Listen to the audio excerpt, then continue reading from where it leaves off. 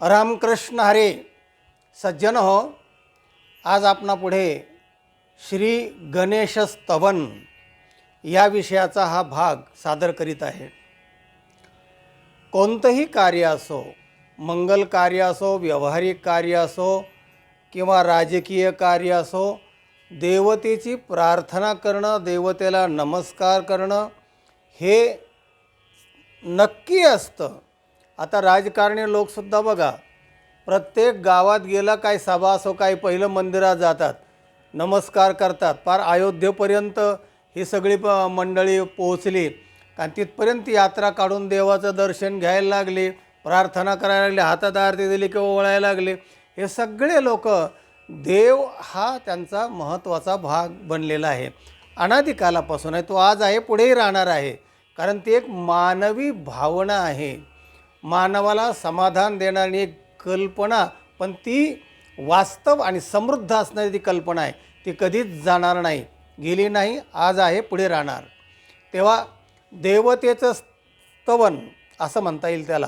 देवतेला नमन, देवतेला आवाहन, देवतेला प्रार्थना, देवतेचं महात्म्य वर्णन करणं त्या स्तुतीमध्ये, त्याला स्तुती असे म्हणतात किंवा प्रार्थना असे म्हणतात. तेव्हा श्री गणेश स्तवन हे गणेश जे आहे, मंगलमूर्ती गणेश, हे पंचायतन शंकराचार्यांनी जे पंचायतन अधिकृत केलेलं आहे त्याच्यामध्ये गणेश आहे. तेव्हा गणेश स्तवन फार वेदोपनिषदांपासून आलेलं आहे. तेव्हा श्री गणेशाय नमः म्हटल्याशिवाय कोणतीही पोथी सुरू होत नाही, कोणतंही कार्य धार्मिक सुरू होत नाही. तेव्हा श्री गणेशाय नमः असं सुरू होतं. तेव्हा मंगलमूर्ती गणेशाचं स्तवन आपण आज करत आहोत. अथर्व शीर्षोपनिषदामध्ये अगदी अतिमहत्त्वाचं हे स्तवन आलेलं आहे. आणि ते स्तवन हरी ओम नमस्ते गणपतये असं सुरुवात आहे त्याची. एकाने वेद पाठ केला आणि गुरूंना सांगितलं, आता माझा वेद पाठ झालेला आहे. गुरुने संथ अगोदर घेतलेली होती आणि पाठ केल्यानंतर गुरु म्हटले, आता मला म्हणून दाखवतोस? म्हणले हो. आता म्हणले, एवढा सगळा वेद तू पाठ केला म्हणून दाखवणं आणि एवढा वेळ देण्यापेक्षा मी तुला एक युक्ती सांगतो. पलीकडे जे पिंपळाचं झाड आहे त्या पिंपळाच्या झाडाखाली बस आणि पाठांतर केलेलं तू म्हणायला सुरुवात कर. पिंपळाचं एक पान खाली पडलं की समजायचं की एक चूक झालेली आहे. तिथे त्या ओळीमध्ये ती चूक नंतर मी दुरुस्त करील. ठीक आहे म्हणाले. आणि त्या पिंपळाच्या झाडाखाली तो विद्यार्थी गेला आणि सुरुवात केलं. त्याने जे काही त्याने वेद पाठ केले होते, सुरुवात केल्याबरोबर सगळे पिंपळाचे पानं खाली गळून पडले. अरे त्याला वाटलं, अरे इतक्या चुका कशा काय एका वेळी झाल्या? आणि मग तो घाबरून गुरूंकडे आला. म्हणले, महाराज सुरुवात केल्याबरोबर सगळे पानं खाली आले. महाराज म्हणाले, अरे तो सुरुवात कशी केली? मग त्याने सुरुवात दाखवली. म्हणले, तशी नाही सुरुवात. हरी ओम नमस्ते गणपतये अशी सुरुवात करायची आहे. म्हणजे हरी हरी हे जे वेदांचे ते बीज, हरी हरी अक्षरे पवित्र सोपेरे तेची एक.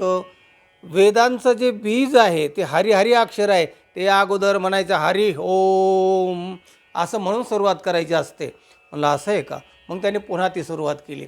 सांगायचा मुद्दा असा की मंगलमूर्ती गणेशाचं स्तवन आज आपण अथर्व उपनिषदामध्ये आलेला हा विषय आहे.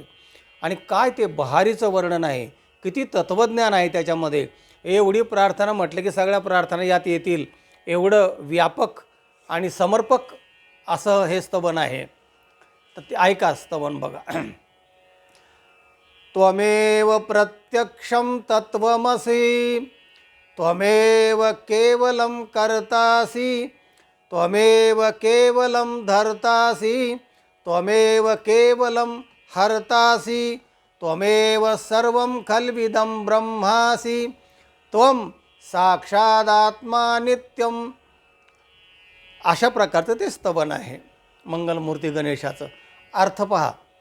त्वम एव तूच प्रत्यक्षम तत्त्वमसि, तू प्रत्यक्ष तत्त्वमसि महावाक्य, वेदाचं हे वाक्य आहे महावाक्य, ते तू आहेस.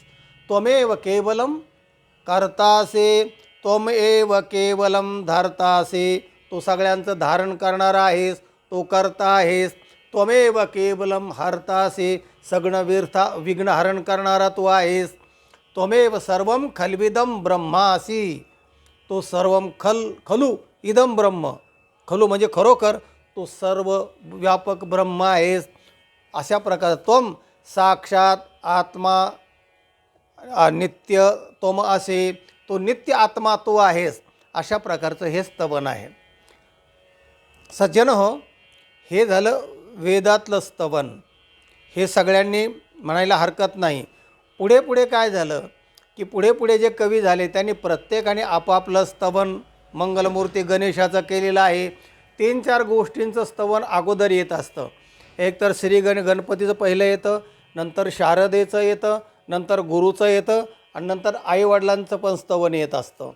हे सगळ्या संतांपर्यंत सगळ्यांनी केलेलं आहे. तर त्याच्यामध्ये मी माझं पण एक स्तवन लिहिलेलं आहे. एक काव्यमाला म्हणून मी एक पुस्तक लिहिलेलं आहे आणि त्याच्यामध्ये मंगलमूर्ती गणेशाचं स्तवन मी लिहिलेलं आहे. ते लिहिण्याचं कारण असं, ते काव्यमालाच लिहिण्याचं असं कारण झालं की फार पूर्वी तेव्हा एकच चॅनल होतं आणि ते होतं मुंबई दूरदर्शन. त्याच्यावर कवी संमेलन लागायचं आणि कवी संमेलन म्हणजे मुक्त छंदी कविता. तेव्हा दुसरं काय ऐकायचं साधन नसायचं, मग ते चॅनल मी ऐकत असायचो. त्याच्यामध्ये आकाशानंद आणि दुसरे एक डॉक्टर ती स्त्री होती, ते चॅनल ते संपादक चालवायचे ते. तर त्या चॅनलमध्ये मुक्त छंदी कविता वगैरे असायचे. ते ऐकल्यानंतर मला असं वाटलं, अरे याच्यापेक्षा आपण चांगल्या कविता करू शकतो. आणि म्हणून मी एका वेळेस एका दमास म्हणण्यासारखं 13 कविता लिहिल्या आणि पाठवून दिल्या. त्या 6 बार परत आल्या. नंतर मग आकाशानंद आणि त्यांच्यावर एक कविता लिहिली मी आणि परत काही कविता पाठवून दिल्या आणि मग त्यांचे नावं त्याच्यामध्ये आले. आणि मग ती कविता ते कविता संग्रह त्यांनी सादर केला. सादर केल्यानंतर तो कविता संग्रह मी आणखीन काही कविता घालून तो प्रकाशित केला काव्यमाला म्हणून. काव्यमाला, माला हा शब्द माझा आवडता आहे. काव्यमाला, भजनीमाला, कीर्तन मालिका, असा जो माला शब्द आहे 75 पुस्तकामध्ये हे एक पुस्तक माझं आहे काव्यमाला. त्याचं स्तवन मंगलमूर्ती गणेशांचं मी केलेलं आहे. आता इथे प्रश्न असा उभा राहतो की इतकं चांगलं स्तवन वेदामध्ये आहे, संतांनी केलेलं आहे, मग तुमचं पुन्हा आणखीन बेचुमारा चांद भाई कशाला? तर त्याचा अर्थ असा आहे की प्रत्येकाने पुढे जर आपण कवित्व करत गेलो तर पुढचं लोक वाचत असतात आणि मागचं जे आहे ना ते मागे पडत जातं आणि पुढच्या सुधारण्याने ते चांगलं झालेलं असतं. आणि सगळेच लोकांना ते पडतं असं नाही. काही लोक फक्त जुन्याला धरूनच असतात, हे वेदातलं आहे, हे संतांनी केलेलं आहे, फार जुनं आहे, हेच बरोबर आहे, तुम्ही अलीकडे नवीन कशाला काय करता, असं काहींचं म्हणणं असतं. काहींचं म्हणणं कसं असतं, नवीन बरोबर आहे, फार जुनं ते जुनं आहे. आणि काहींचं कसं असतं, जुनंही घ्यायचं नवंही घ्यायचं, जे चांगलं असेल ते घ्यायचं, दोन्हींचा समन्वय करून आपला आनंद साहित्यातला उपभोगायचा, असा एक मध्यम वर्ग आहे. काही जुना वर्ग आहे, काही एकदम नवीन घेणार आहे आणि काही दोन्हींचं संमिश्रण दोन्हींचा आनंद घेणारा असा एक हे आहे. तेव्हा नवीन काव्य करणारे लोक आहेत त्यांचं लोक ॲक्सेप्ट करत नाहीत, स्वीकार करत नाहीत सगळे लोक. तेव्हा पण नंतर ते होतं. पण त्या संदर्भामध्ये ज्ञानेश्वर माऊलीने आणि सगळ्या संतांनी असं लिहिलं आहे की बाबा रे, नवीन का करू नये? जर तुमच्यामध्ये काव्यस्फूर्ती असेल, तुम्हाला जर ते काव्य होत असेल तर नवीन असं काय कोणी करू शकत नाही एकदम नवीन. तर त्याचा एक श्लोक आहे, शास्त्रकार असं म्हणतात, त एव पदविन्यासाः ता एवार्थ विभूतयः तथापि भवती नव्यम काव्यम ग्रथन कौशलात. त एव पदविन्यासाः, तेच पदविन्यास असतात. ता एवार्थ विभूतयः, अर्थ तेच असतात. तथापि भवती नव्यम काव्यम ग्रथन कौशलात, तरी पण नवीन काव्य होऊ शकतं. का? तर प्रत्येकाचं ग्रथन कौशल्य जे आहे ना ते वेगवेगळं असतं. म्हणजे त्याची मांडणी, त्याची रचना जी असते ना ती महत्त्वाची असते आणि त्यामुळे ते काव्य लोकप्रिय होत असतं. ज्ञानेश्वर माऊली तर असं म्हणते, राजहंसाचे चालणे भोवतळी जाहले शहाणे, आणिके काय कोणे चालावेची ना. राजहंसाचं चालणं जर खूप चांगलं आहे भूतळावर, म्हणून बाकीच्यांनी काही चालावाच नाही काय. गरुड फार झेप घेतो आकाशामध्ये आणि उंच झेप घेतो, आणि गरुडाचं ते उडणं आणि ते सगळं सगळ्यात उच्च आहे, म्हणून काय इतर पक्ष्यांनी उडू नये काय, असं माऊलींना म्हणायचं आहे. तेव्हा हे जे काव्य आहे तर ते ऐका माझं मी केलेलं. गणांचा ईश ज्ञानांचा ईश बुद्धीचा ईश मी नमितो गणेश. गणांचा जो पती देतसे सन्मती, तया गणपती नमन माझे. गणांचा जो पती देतसे सन्मती, तया गणपती नमन माझे. ओंकार स्वरूप ज्ञान विश्वरूप, दाविले स्वरूप माझे मज. असा 3 चरणाचा हा मंगलस्तवनाचा काव्याचा भाग आहे. आता संतांनी काय काव्य केले मंगलमूर्ती गणेश संदर्भामध्ये, प्रत्येकाने आपापलं वेगवेगळं केलं आहे. नमो आदिरूपा ओंकार स्वरूपा तुकाराम महाराज, विश्वाच्या रूपा माय बापा, असं एक मोठा अभंग आहे तो.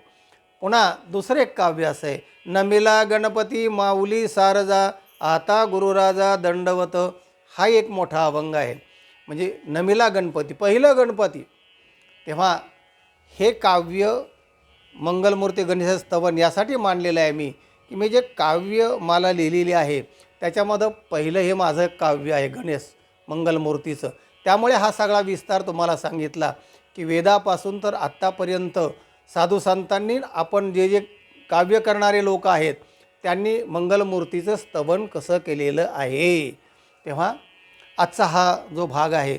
आता याच्यानंतरचं जे काय काव्य आहेत ना, माझं एखादं काव्य मधून मी तुम्हाला ऐकविल त्या काव्यमालेतलं, त्यातलं हे गणेश स्तवन आहे. पुन्हा एकदा वाचतो. गणांचा जो ईश ज्ञानाचा ईश बुद्धीचा ईश मी नमितो गणेश. गणांचा जो पती देतसे सन्मती, तया गणपती नमन माझे. ओंकार स्वरूप ज्ञान विश्वरूप, दाविले रूप स्वरूप माझे मज. दाविले स्वरूप माझे मज, असा तो मंगलमूर्ती गणेश. त्याला पुनश्च एकदा नमस्कार करूया आणि हा आजचा व्हिडिओ इथेच समाप्त करूया. हा व्हिडिओ इतरांना पाठवा, लाईक करा, आणि ज्यांनी चॅनलला सबस्क्राईब केलं नाही त्यांनी जरूर सबस्क्राईब करा. रामकृष्ण हरी.